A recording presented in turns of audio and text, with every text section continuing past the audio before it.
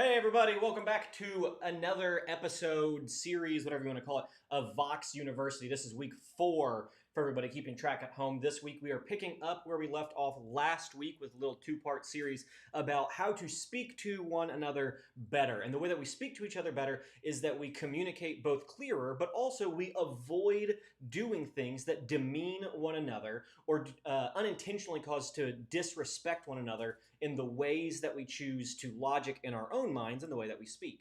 And so these little series on Vox University, these 2 parts, are about 5 things that we can avoid so that way we can think better thoughts, which will cause us to speak better words, which will cause us to be better people. And so we want to be better people to our neighbors, to the people we're in community with, to the people that we talk to online. All these things come down to how we think and how we speak. So we are addressing those issues today. Just as a reminder, before we dive in fully, we've got a comment section down below. So if you are watching this not live, because I believe we are live right now, but if you are watching this later in the week, please put any questions you might have in the comments below. That way I can read them and I can address those next week. But not only that, this week we have a live chat going with the wonderful Pip Whitney back there. He is going to be watching the live chat. So if you have any questions or like you want to make a comment or something, you can put that in the chat like literally right now and Pip can tell me your questions. So that way if you have a question about like a point that we're talking about, I can begin to talk about it immediately. That's a little perk just for you guys who are choosing to watch online. That's some special access. That's for you. That way we can have a little bit more of a conversation, hopefully make things feel a little bit more like a traditional classroom. But let's begin with a review and recap of what we did last week if you missed it. We are talking about 5, we got them labeled right here, 5 logical fallacies, things that we believe, but we use bad logic to get to those points of why we believe in those things. And there's 5 major ones that we've been trained, particularly here in America, to use in our thinking and speaking since birth, because it's how everybody has been trained and brought up to speak and think. And so the first one we talked about was the false dilemma fallacy. It's taking an idea and then making an opposing idea against it, and you have to choose between the two, when an idea doesn't have to have an opposing thought. We talked about how this is deeply rooted in moralism. America was founded during the time where moralism was the main way of thinking. And so what moralism does is they take any issue and then they decide what is good and what is bad, and therefore what is right and what is wrong, what is moral and what is immoral. And so this particular thing, this moralism thought, is going to be deeply connected to all of these that we're going to talk about, and we're going to bring it back to this each time because it's necessary to realize that we've been trained to think in this moralism way, particularly with the false dilemma. And so we've been drawing like a little picture to help us remember what that looks like, because I always like to think in pictures. And so what the false dilemma does is they want to take an idea and give a check and an X, symbolizing like what's good and right and moral versus what's bad, wrong, and immoral. But the big thing to remember is that this false dilemma wants to put this harsh line down the middle. And so they force you to say it's either a check or an X. It can't be both. It can't be put together. It can't be a square. It can't be a cube. It has to be a check or an X. And we're trained to think in this 2-party system of checks and X's. And so we have to learn to unlearn that this isn't always how things are. If you roll a dice, you can't pick 1 or 2 because it could be any combination that it's rolled. So that's the false dilemma. The second one that we talked about was the anecdotal fallacy. This is when we take our experience and we use it as a universal claim. Experiences can be a great teacher. Experiences can help us learn things, can help us see more clearly, but our experiences do not mean truth. It means it's our experience. And so just because we experience something doesn't mean that's how every single person is going to experience it. But because we're trained to think this, what we experience is right. Therefore, what we experience is good. And if that's not your experience, you're wrong and you're bad because I'm right with my experience.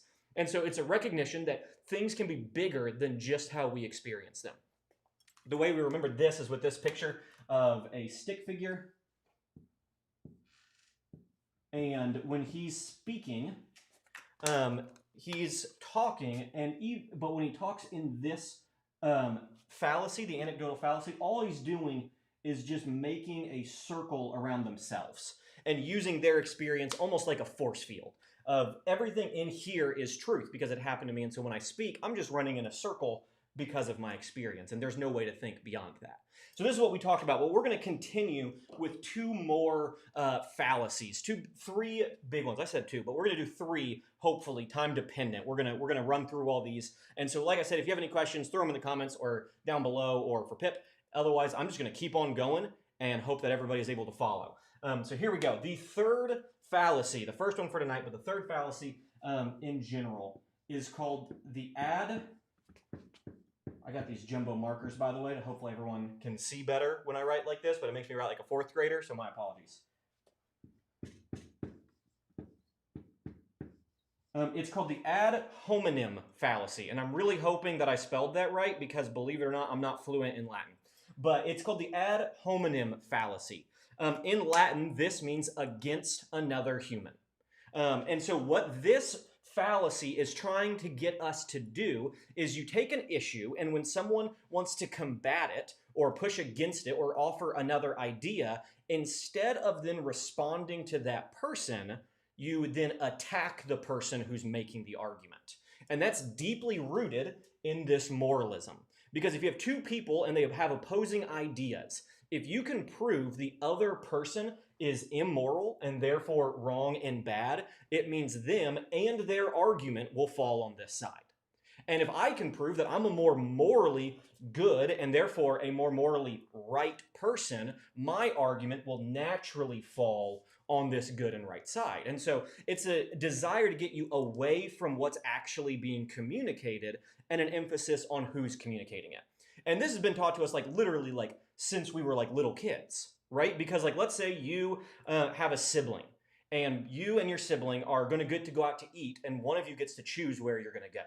And you want to eat at McDonald's and your sibling wants to eat at Taco Bell, and your parents are trying to decide, what are you going to do? You're going to remind them how your sibling pushed you today and that it really hurt and you still have a bruise. That has nothing to do with where you're going to eat, but if you can prove that they're a bad person, your parents will pick where you want to eat. And so from birth, we're trained that if you're good and right, you get good things. You get the right thing. Now, this is where it gets really, really tricky. Because the truth is, and this almost seems like it's going to work against each other, but the truth is, messengers can validate the message. Who we listen to is important. The sources that we choose are important. The voices that we allow influence us are important. But this is where this can become a really dangerous fallacy when making up truth. It's when we decide that someone is moral, therefore all that they say is moral. Or the opposite can be true. We can claim someone as immoral, bad, and wrong, and therefore everything they say is bad and wrong. And so can a really good person speak and talk 99% of the time in good and moral thoughts? Yeah, absolutely. But that doesn't negate that there can be a 1% error factor. And can a genuinely morally and just deplorable person say good things and have a good, reasonable argument for something good? Yeah, sure. But to say that it's impossible is to fall into this fallacy. So this is the little picture I want to think about with it. The goal of this fallacy is to take kind of like a crown. And what we're trying to do is you're trying to win the argument by proving you have more moral gems in your crown. And so you're trying to get proof that you're moral by these giant diamonds in your crown. And if you can prove that your crown is better and that you're a more moral person, everyone will then follow what you say. Right? And we see this all the time in our world, even down to ad campaigns. Coca-Cola's big ad campaign is always, look how good we are. Share a Coke with a neighbor. Look, we have your name on this. Look at how kind and friendly we are. We're moral people. Hey, just a reminder, we donate this much money to all these organizations. Look how good, right, and moral we are. And what they're trying to say is Pepsi is not good, kind, and moral because they're trying to prove, look at all the diamonds we have. Right? It's even Microsoft, right? I can genuinely tell you I know very little about Bill Gates. I really do. I know he made Microsoft. I know he's way smarter and much more wealthy than I will ever be and all these things. But I do know for some reason, because it's advertised to me all the time, that he does great missions work and he gives millions of dollars every year and even does like trips to Africa every single year. Now, why do I know that? Is because Microsoft is wanting me to know that. That way, when I go to Best Buy looking for a computer, I see his little symbol and I go, hey, buying a Microsoft thing will help make me a good moral person because I'm going to be on the side with the good, right, and moral person who's doing good, right, moral things with their company. Therefore, this computer's better than Apple. And you go, hey, hang on a second, wait. But Apple, and you make all these arguments, but instead of talking about Apple, you keep the focus on the morality of the company. Now, is that to say you should just buy from any company because it's what you want? No, we as Christians are called, you should buy from good moral companies. But the issue is always, remember, just because someone is moral doesn't make them perfect. Just because someone is immoral does not make them bad and wrong. And so it's this really difficult road to walk as Christians. In fact, this even goes like all the way back into the Bible, especially in Corinthians. When in the Corinth church, there was this issue where people outside the church were what Paul called super apostles and were like preaching Jesus and doing all these things solely for their own glory. And they were proving to be bad and wrong people. Even though they were preaching Jesus, they were using it to inflate themselves. And so the church is like, what are we going to do about these people? And Paul wrote to them because he realized what the church was trying to do was this false dilemma of, do we name these super apostles right or do we name them wrong? And it became this harsh moral dilemma, all because they were trying to figure out, are these people supposed to be sharing the gospel? Trying to make it an ad hominem argument. And Paul wrote back rejecting this idea and rejecting this idea, saying, rejoice that the gospel's being shared. Rejoice in it. Now, they're going to be held accountable, but you should rejoice because the gospel's being spread. And so this issue is deeply ingrained, and it pushes back against all these things. And so as Christians, we need to be aware both of the sources that we're drawing our information of, extremely aware, but also be aware it doesn't make them inerrant. It doesn't make them perfectly good. It doesn't mean that they have room for flaws. In fact, a good Christian will know that there is always more ideas out there. A good Christian will be able to understand that it's like, yeah, this guy seems 100% right. That doesn't mean just because this person is super right about this issue, every single thing that they will proceed to talk about in a completely unrelated issue will be right as well. And so we as Christians, our calling for this is to check our sources and to make sure that we're checking how we view our sources. That's the biggest view. How do we view the people? Do we view them as these moral kings and what they say should go? Or do we recognize the issues that can be lying underneath there? But also to remember that we need to be treating each other well. When someone brings up an idea that we don't like, we don't attack the person who brings it up. If you don't believe that we still do this, man, I see it all the time with people my age who recently graduated college and are working in churches, and their ideas are immediately shut down and pushed down because, quote, you're young. And therefore, because you're young, you're wrong, and because you're young, your idea is bad. And that breaks my heart. That's tragic to hear. That's a horrible thing, but it's this ad hominem argument. And it divides, just like this moralism issue does, because it's calling us to just put people into harsh categories and be unmoving on our ideas about them. So that's the ad hominem argument, something that we should be aware of. We're going to move on to number 4, but as always, comments down below, comment in the section. You guys get the whole thing. This is going to be a whole song and dance. I'm going to keep saying it. It's going to be great, and we'll move on from there. Issue number 4. Okay. This is one that I want to talk about for a little while, because this, more than any of these other 5, it makes my blood boil.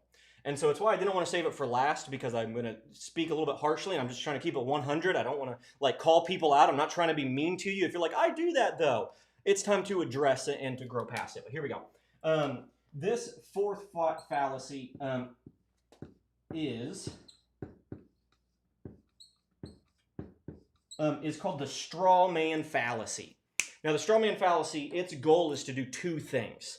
The first thing is to oversimplify what the other person is saying to make it seem foolish. It's based on the idea of it's a straw man, it's a scarecrow, and what does the scarecrow in the Wizard of Oz want? He wants a brain. And so therefore you make the other side seem like they're brainless, like they don't have any good ideas. And so what you've done is you're not arguing against that person. You're not doing the ad hominem thing. You're arguing against a person that you made, and you stuffed it with the ideas that you think they have, and you put it out in a field and dressed it, and you argue against that instead. A great way to think, if you're like thinking in terms of like the straw man argument, is if you're really, really good at debating people in the shower, it's because you're debating straw men. They're not really there. They're not there to push against your ideas. And man, you can seem so smart if no one's there to push back. And so this is like the number one way to know if you are accidentally doing a straw man argument. If you're oversimplifying what the other person's saying, it's a call to say something like this. All the time we'll say, I don't understand how this person can think fill in the blank. I don't understand why anyone would fill in the blank. I don't really even get why on earth anyone would fill in the blank. Right there, we need to hit the pause button, like immediately, smack it. That's not something that we as Christians should be saying, period. That should not be in our repertoire. Because if we're saying that as something negative against straw men. And what we need to recognize is that's an issue not with that side, that's an issue with us.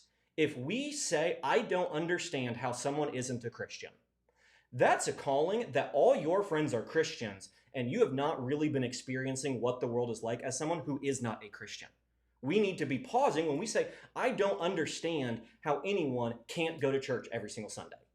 Like, church is such a good part of my life. I don't understand how anyone can't go to or won't go to church every Sunday. Well, then pause. Find some people who aren't going to church every Sunday and start talking to them. Figure out why someone acts or says or believes the thing they do. Man, it was like one of the most convicting things for me in my whole life when I was like in 11th grade. And I'm like, I don't understand how anyone could be Muslim.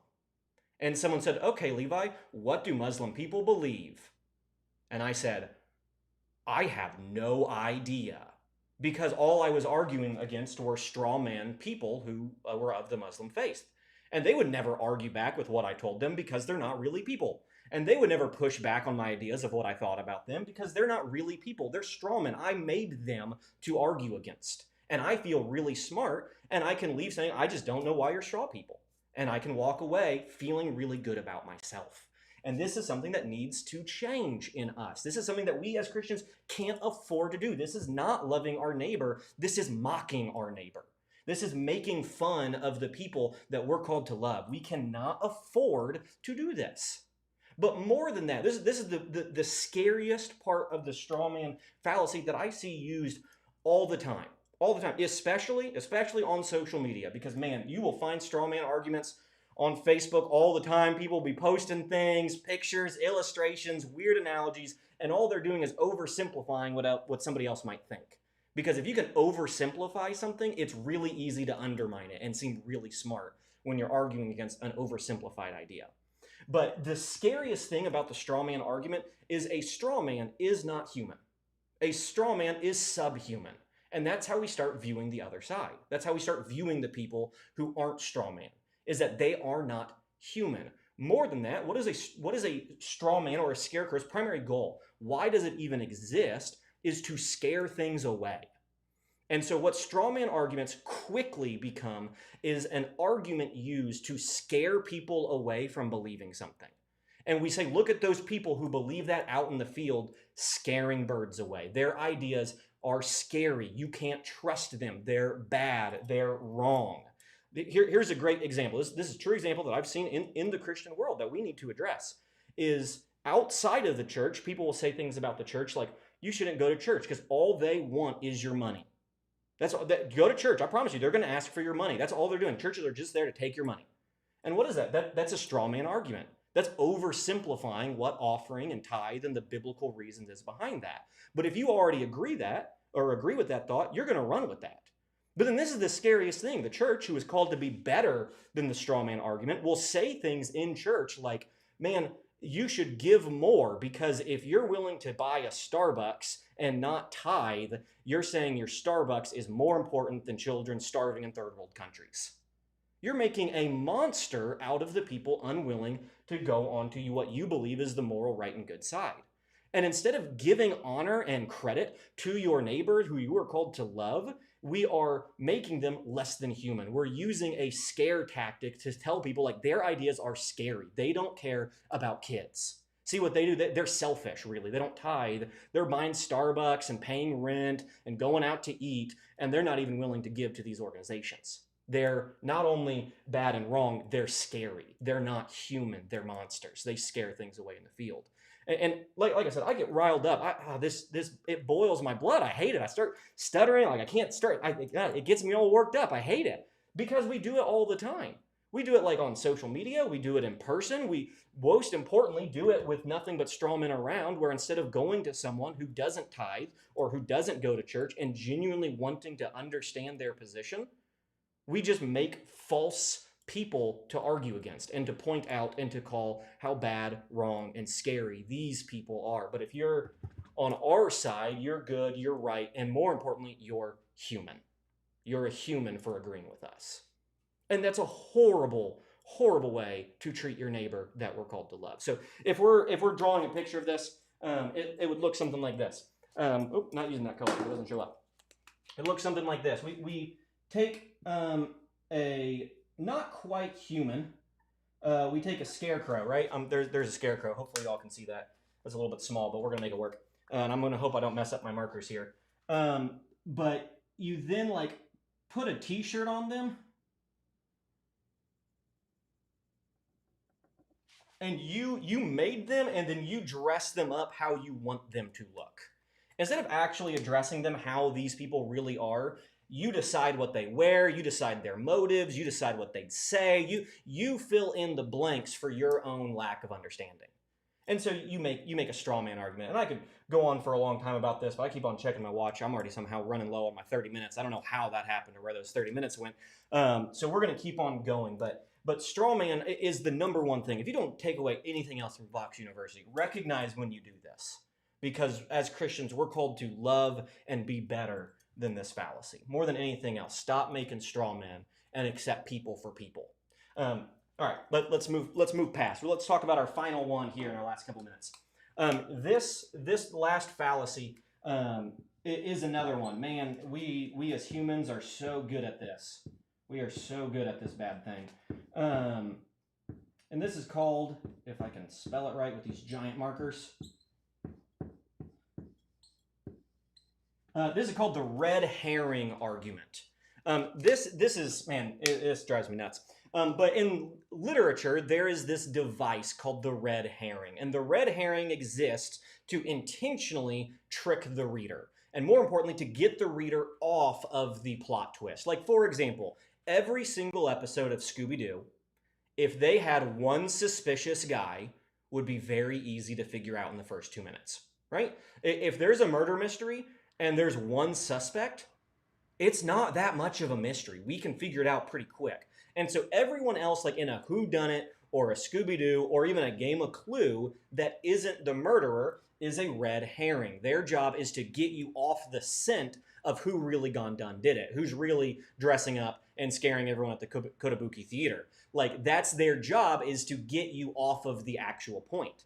And so the red herring argument looks like when we want to talk about something and we're like bringing up great points, or we are listening to someone bring up great points and really wanting to address an issue, but then we do something to completely divert the direction of the conversation into a completely different train of thought.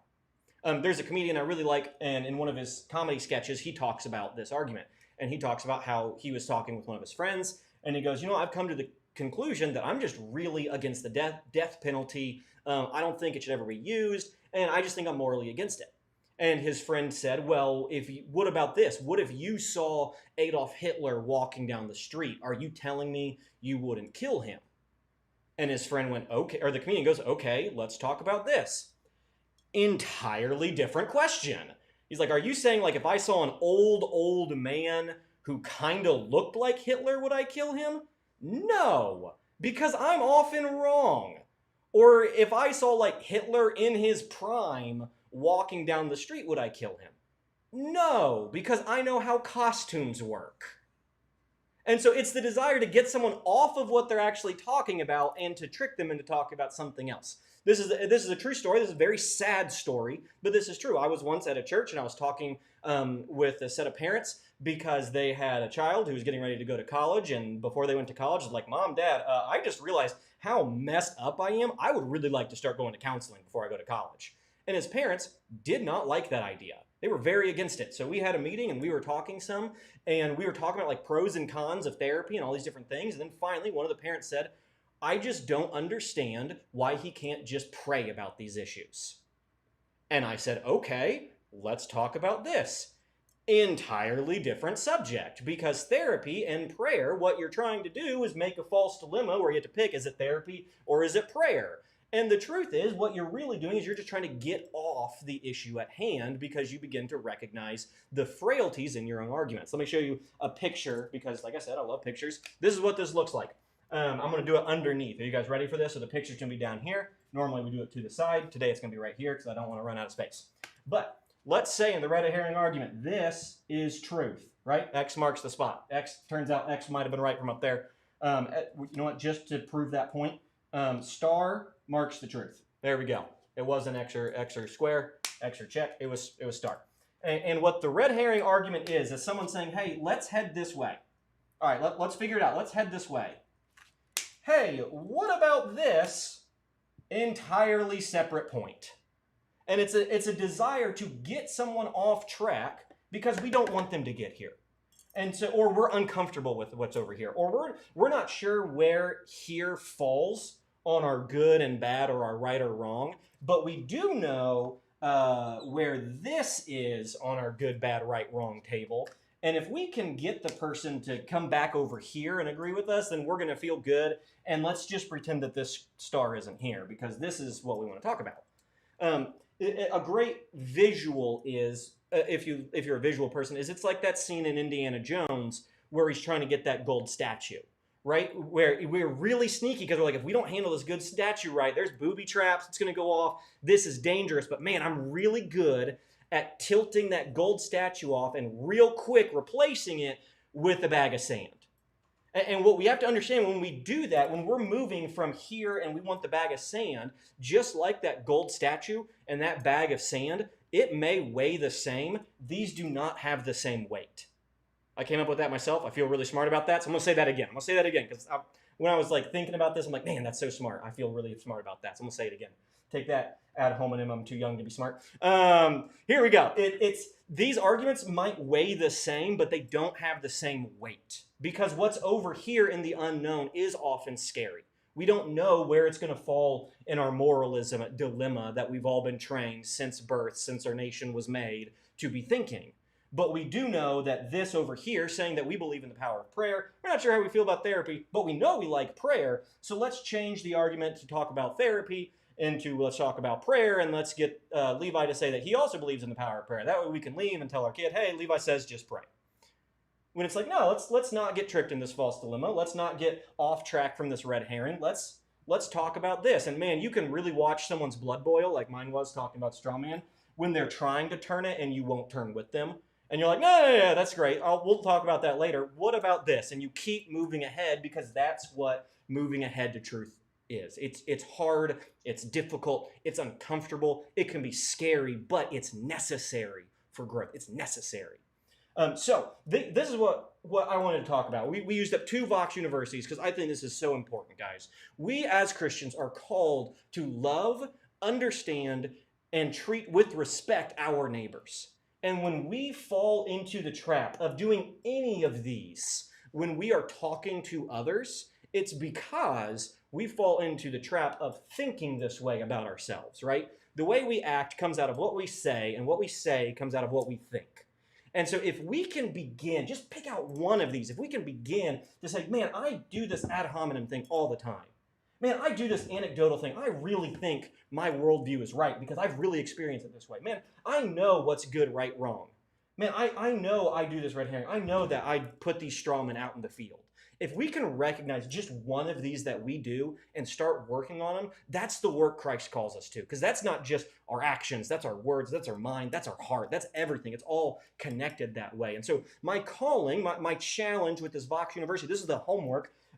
If you haven't yet, write these down, or better yet, or in equal to, depending on how you choose to view it, just draw the pictures. I've drawn all the pictures on a Post-it note and have it next to my computer because that's where I do a lot of my research and my study. And when I'm researching and studying, I can be reminded, don't fall for these tricks. Be aware of these things. But also, when I'm on the computer, I'm oftentimes answering emails or talking on Facebook Messenger or other things. And so not only do I need to not be tricked by these now that I know that they're out there, I need to stop in myself. I need to stop using these to trick other people to agreeing with me. I need to recognize, man, it's not this simple. It's complex. We serve a complex God. So we need to both be aware when this is used against us, but also be aware how we use these against our neighbors. So I'm going to go to Lord in prayer. Let's wrap this up, but I'm going to say it one more time. Put questions down below. Put them on the screens. That way we can talk about them next week. This was pretty heavy, but next week I look forward to talking about a brand new subject. We're moving away from these fallacies, but keeping them in mind as we continue to study better and live out the life we're called to live. So let's go to Lord in prayer. Heavenly Father, thank you for this time that we can be together, God. God, we thank you for all that you've put into this earth that's good, but God, we also pray that you open our eyes to all that you've that's in this earth that is bad and wrong, Lord. Help us to be aware of the ways that we've used our words or thoughts to hurt our neighbors that we're in community with, whether that's on a screen or in person. God, we pray that you change our hearts, that will help us change our thoughts, that will help us change our words, that will help us change our actions, God. We pray all this in your name. Amen. Guys, thank you so much for tuning in, and I will see you all next week. Thank you guys so much, and until Pip says we're out, I'm just going to say it was great seeing you guys.